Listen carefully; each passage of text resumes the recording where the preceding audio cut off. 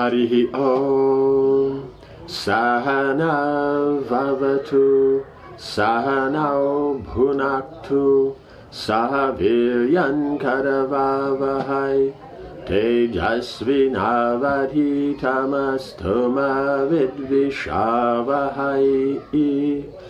Om Shanti Shanti Shanti. Om Jaya Sri Krishna Chaitanya Prabhu Nityananda Shri Advaita Gadadhara Shivasari Gaura Bhakta Vrinda. Hare Krishna Krishna Krishna Hare Hare, Hare Rama Rama Rama Hare Hare. So reading from Mahabharata, chapter 12, the fall of Bhishma.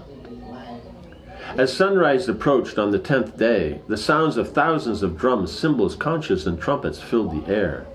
Donning their armor and taking up their blood-stained weapons, the warriors came forward for battle.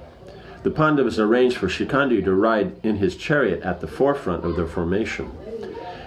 Bhima and Arjuna protected his two flanks, and behind him came Abhimanyu and Draupadi's sons. Then, spreading out in a fan behind them, all the Panchalas, headed by Dristadumna, Satyaki, and Chetikana, stood ready to fight. Other powerful Ratas and Maharatas protected the formation's key points. With a joyful roar, they rushed at the Kauravas. Right, so even 10 days, so this is the Kshatriyas, that 10 days of battle, and it's been so severe, and they're still enthusiastic to perform their duties, like that. So this is the nature. Bhishma stood at the center of the Kaurava formation. Duryodhana ordered his best fighters to surround and protect him. He knew the Pandavas would target him. Until they checked Bhishma, their success would be uncertain. Duryodhana himself stayed close to the grandfather, carefully watching the Pandavas' moves. As the two armies clashed, the slaughter began. Knowing that it would likely be his last day, Bhishma made one final and supreme effort. If he were to fall, then he should go down fighting to the best of his ability. He let loose his arrows on the Pandava troops in incessant showers, and countless men, horses, and elephants fell under his assault. It began to seem as if Bhishma was present everywhere as he wheeled about in the battle. All 5 Pandavas went towards him, awed by his power. They honored him in their minds.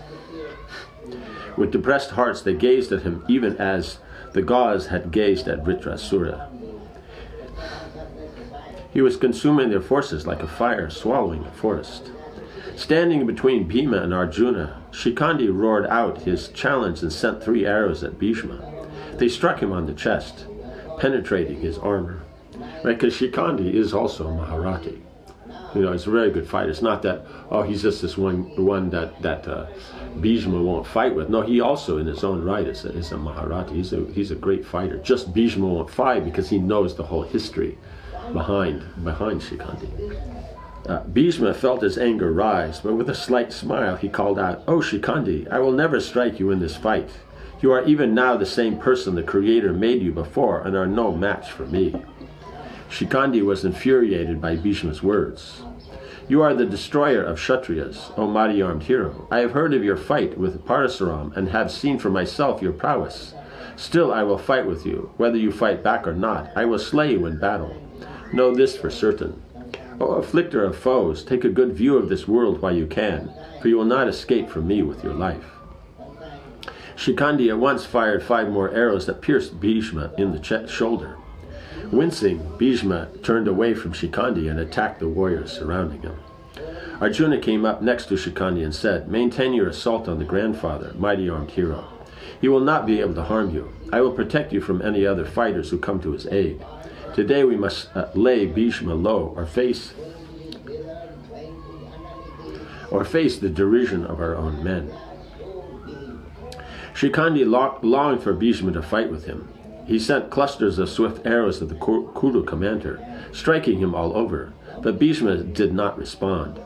Moving back and around in a circle, Bhishma avoided Shikhandi and at the same time rained down his shafts on the Pandavas. A huge division of elephant warriors and thousands of charioteers supported him. Duryodhana personally marshaled his forces around Bhishma, ensuring that he was carefully guarded on all sides. With a roar, Arjuna charged into the fray. Shooting countless arrows, he carved a path through the Kauravas. As he ranged about, leaving in his wake a trail of destruction, Duryodhana was alarmed and approached Bhishma. "O sire, behold how my troops are being routed by the enraged Arjuna. As a herdsman belabors his herd with a cudgel, so Arjuna belabors my truth with his Gandiva. O mighty hero, I see no other shelter than your illustrious self." Bhishma lowered his bow and looked at Duryodhana. "O best of men, hear my words. Before the battle began, I vowed I would slaughter 10,000 men a day. I have kept my vow. Now I will make one final promise. Today I will either kill the Pandavas or they will kill me. Thus I will liquidate the debt I owe you, arising from the food you gave me, by throwing off my mortal quarrel in the thick of battle." Right, so he had the vow to protect the crown, and also because he was given a facility by the crown. So that was the what he had told his mother, that he would see that everything goes nicely, because he had taken a vow that he wouldn't be king, or nor his descendants. So that means he won't get married, so there'll be no descendants. So he's doing that. He's doing that duty, though at the same time it's why support a king who's wrong, who doesn't the considerations of dharma aren't his main considerations. So Dhritarashtra and his son Duryodhana, Dhritarashtra on his own without Duryodhana may be able to deal, but we see that Dhritarashtra then is influenced by Duryodhana, and therefore the decisions he makes are irreligious. And this irreligiousness then means technically Drona, Bhishma, Vidura don't have to support. So Vidura, he got out of it by being sent away, so then he's out on pilgrimage, so he doesn't have to deal in the fight. But Bhishma and Drona, they're still, and Kripa, but Kripa said he can't be killed. So it means, so then it just leaves the two of them. And of course Karna, he's naturally can be killed. So Bhishma then, because they have, given that facility and taken care and given him that honor, then he has to fight to his best because of the situation he's in. But otherwise, technically, if it was any other kind of situation, then they would naturally have given up that service. They would not have stayed as a loyal servants to Dhritarashtra when he is not a worthy king.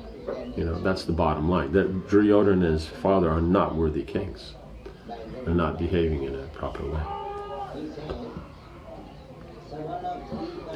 Without another word, Bhishma moved off and began scattering arrows among the Pandava forces, like the sun drawing moisture with its rays. Right? The point is, he's giving his best, but whatever it is, Duryodhana is never satisfied. You can't satisfy him.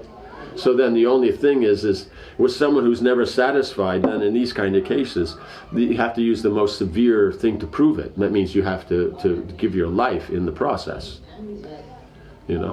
And so they may lament about it, but anything less than that, they wouldn't understand. So you're dealing with somebody who's got a problem when that's the only recourse that you have. So Bhishma is going to take that recourse. Like the sun drying moisture with his rays, he robbed the strength of all heroes who approached him, having slain 10,000 swift-moving elephants and 10,000 chargers with their riders, as well as a full 100,000 infantry. He stood on the field like a smokeless fire, right? Because a smokeless fire means it burns really, really nicely. But smoking means it's not quite caught, but smokeless means it's really burning well. The Pandavas could not look at him, right? So 100,000 infantry, right? 10,000 elephants, 10,000 cavalry. So that's already 100,000. That's 120,000 people. He's already, by this time, he's already killed in battle. Right? So when he says 10,000 charioteers, it means everybody that goes along with them. So that means their elephants, their foot soldiers, everything like that. Arjuna again enthused Shikandi. "Go towards Bhishma, O hero. Do not fear. I will dislodge him from his chariot with my sharp arrows." Shikandi again challenged Bhishma, followed by Dristadumna, Abhimanyu, Drupada, and Virata. Arjuna, Yudhishthir, and the twins flanked them and joined the charge. The Kuru warriors, however, checked their advance. There was a terrible encounter between the enraged warriors. Arrows, lances, darts, and maces flew through the air, and the screams of the soldiers mixed with the clash of the weapons was intolerable. With Shikhandi before him, Arjuna steadily approached Bhishma. Seeing him moving determinedly towards the grandfather, Dushasana came before him. He checked Arjuna with a volley of shafts. Dismissing fear from his mind, he withstood the Pandava like the shore resisting the ocean. The two fighters contended like Indra and Mayasura, meeting in the celestial realm in the days of yore. Dushasana stopped Arjuna with 25 shafts, then struck Krishna with 3 more. Incensed at seeing Krishna attacked, Arjuna sped 100 long shafts at Dushasana. Penetrating his armor, they drank his blood and made him gasp with pain. Without delay, he sent back 3 arrows that struck Arjuna on the forehead. As blood streamed down his face, Arjuna was as beautiful as Mount Meru, with his towering crest stained with red oxides. Laughing loudly, Arjuna cut Dushasana's bow with 3 crescent-headed shafts, fired simultaneously. He followed that at once with 50 more hammer-headed arrows that smashed the core of his chariot. Arjuna shot 100 more spiked arrows towards Dushasana as his chariot fell apart around him. Without losing his composure, Dushasana resisted Arjuna's attack by firing his own razor-headed shafts, which cut down Arjuna's arrows in mid-air. All the warriors who saw this marvelous feat cheered Dushasana. The Kaurava prince felt encouraged and launched another 20 arrows at Arjuna. Struck by his shafts, Arjuna blazed up in fury. He sent so many arrows at Dushasana that the prince was forced to flee. With his body pierced all over, he ran 300 paces and mounted Bhishma's chariot, right? Because his chariot's been destroyed, but then he's still there standing and fighting. Because much of the time the chariot gets destroyed, then they'll, get off and go to another's chariot. But here he stood and fight, but then he had to run. So how was it? 300 paces. 300 paces. So that means a pace is how much you step. Like that. So it'll be basically around 300 meters, like that, or 450 feet. Means that's in our measurements. They're bigger, so it'll be. That's why it mentions paces. With all their principal warriors at their head, both armies faced each other for a violent exchange of weapons. Bhishma was backed by Duryodhana, Drona, Kripa, Ashwatthama, and all the other Kuru heroes, while the 5 Pandavas, backed by Drishtadyumna, Shikhandi, Satyaki, Abhimanyu, and the other Pandava fighters, all stood against them. They fought like the gods and asuras.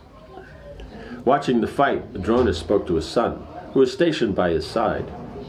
"It seems, my dear Ashwatthama, that Arjuna will exert himself fully to destroy Bhishma. See how he targets the grandfather again and again, keeping Shikhandi by his side. I am seeing many evil omens. My arrows seem to fall from my quiver and will not fit themselves to my bow. I feel my enthusiasm wane. All around us I hear the cries of carnivorous birds and beasts. Even the earth seems to cry out in pain. And the sun is dimmed. Though clad in bright armor, the kings on our side do not shine. All these signs indicate that our illustrious sire will soon fall." Drona urged his son to challenge Arjuna. Right. Because you have 2 aspects. One, he's the head of the army, and so then in that aspect, you're going to have that him falling is going to be a bad omen for Duryodhana's side. But you also have him as such a great personality, as a warrior and all that. So then that also has that aspect that's why. So even if it was just him himself, not the army, these omens might still be there. Then you have on top of that he's a Mahajana. Right? So then that's why it'll be even more. Right? It says the earth is even crying. Drona urged his son to challenge Arjuna. This is not the time when dependents should think of their own lives. Fixing your mind on heaven, dear son, confront the roaring Dhananjaya. That diadem-decked hero is agitating our army like a swarm tossing the ocean. Listen to the cries of men and the constant crack of his bowstring. Go quickly and exert yourself fully to check check our grandfather before he destroys us all, or your god brother, excuse me, to check your god brother before he destroys us all, right? Because they're both students together. Ashwatthama moved off at once, supported by Shalya, Kripa, and Bhagadatta, along with another 6 Kaurava Maharatas. All 10 warriors advanced in a body towards Arjuna. Bhima challenged them when he saw their intention. All 10 of them trained their weapons on the powerful Pandava, but he remained unmoved by their attack. He cheerfully assailed every one of them with his own arrows, each of which resembled one of Indra's blazing lances. The Kaurava warriors found themselves completely engaged by Bhima alone. With roars of delight, he held them all at bay. So Bhima is very expert in the bow and arrow and everything like that. Just his personal preference, he'd rather use the club or even just hand-to-hand go and, take elephants and toss them through the air on top of another elephant. That's just because he's so strong, it gives him great pleasure that way. But it's not that he's any slouch when it comes to the bow and arrows. You see, 10 Maharatis he's holding back alone. When only Arjuna and Shikhandi were left standing against Bhishma, Shikhandi pierced him in the chest with 10 broad-headed arrows. Bhishma gazed at him as if to burn him by that look, but he did not attack. Urged on by Arjuna, Shikhandi attacked Bhishma more and more fiercely. Arjuna also shot his golden-winged arrows at the grandsire. Bhishma fought only Arjuna, disregarding Shikhandi's arrows, which wounded him in every part of his body. So when he's saying he's not fighting, he's not even blocking the arrows. It's one thing if he blocked the arrows but didn't then send counterattacks, but he doesn't even bother with the arrows sent by Shikhandi. Right, because as a woman, and he also, he sees that he knows who she is, because even you say, okay, she's born a woman, she's become a man now, and she's fighting and doing all the things, but he knows that it's still the same consciousness, the same Amba, that is there, that has that grudge. And so when a woman's angry at you, you don't fight back. That's the thing. She's angry. You just, deal with it, the situation. You take that humble mood. So that's why he may be upset, but he doesn't deal. All other battles raged around him. Arjuna focused on Bhishma's chariot. After beating back an attack from Shusharma and his brother Chitrasena, he rushed at Bhishma like an elephant rushing at another for the sake of a mate. Right? Meaning that they're both very powerful warriors. Right? Quickly, Bhagadatta placed his element in Arjuna's way, but the Pandavas sent it reeling with a volley of swift arrows. Then Shikhandi was again before Bhishma. He rained countless arrows on his chariot. Still, Bhishma refused to fight with him. Instead, he bore his attack patiently, while maintaining his assault on the soldiers supporting him. Bhishma resembled Rudra at the end of the creation. No one who came within range of his arrows escaped. Only Arjuna was able to withstand his attack and approach him, along with Shikhandi, who was still unharmed. When only Arjuna and Shikhandi were left standing against Bhishma, Shikhandi pierced him in the chest with 10 broad-headed arrows. Bhishma gazed as if to burn him by that look, but he did not attack. Urged on by Arjuna, Shikhandi attacked Bhishma more and more fiercely. Arjuna also shot his golden-winged arrows at the grandsire. Bhishma fought only Arjuna, disregarding Shikhandi's arrows, which wounded him in every part of his body. As Arjuna and Shikhandi closed on Bhishma, Dushasana came again to protect him. Cheered by the Kauravas, he single-handedly resisted the arrows of Bhishma's 2 assailants. Other charioteers came up to support Arjuna, but Dushasana struck them down. Dushasana's second son, Dhritarashtra's second son, exhibited his prowess, allowing Duryodhana to marshal more troops for Bhishma's protection. Arjuna was infuriated, losing all patience. He sent arrows that struck Dushasana like thunderbolts, and tore off his armor, sending it crashing to the ground. The Kaurava fell from his chariot, then got up and ran, right? Because he's not killing him, because Bhima already said he's going to kill all the brothers. So he's fighting in such a way, to get it so he can't fight. He destroyed the chariot, everything else. And this time he's got even more, so he just directly goes, knocks his armor off and everything and that. And so then he has to leave, because otherwise without armor he's very exposed. By then a large force of Kaurava warriors had come to surround Bhishma. Numerous tribes of barbarians clad in animal skins and clutching bludgeons and spears rushed at Arjuna. Thousands of other soldiers galloped forward screaming their battle cries and hurled spiked lances. Not caring for their attack, Arjuna sent flaming arrows charged with mystic power. Sheets of fire-tipped shafts swept through the barbarian ranks. They fell by the thousands, making the ground impassable. Those that were not slain turned back and fled. And we'll continue again later. Om Hare Krishna, Krishna Krishna, Hare Hare. Hare Rama, Rama Rama, Hare Hare. Srila Prabhupada ki jai.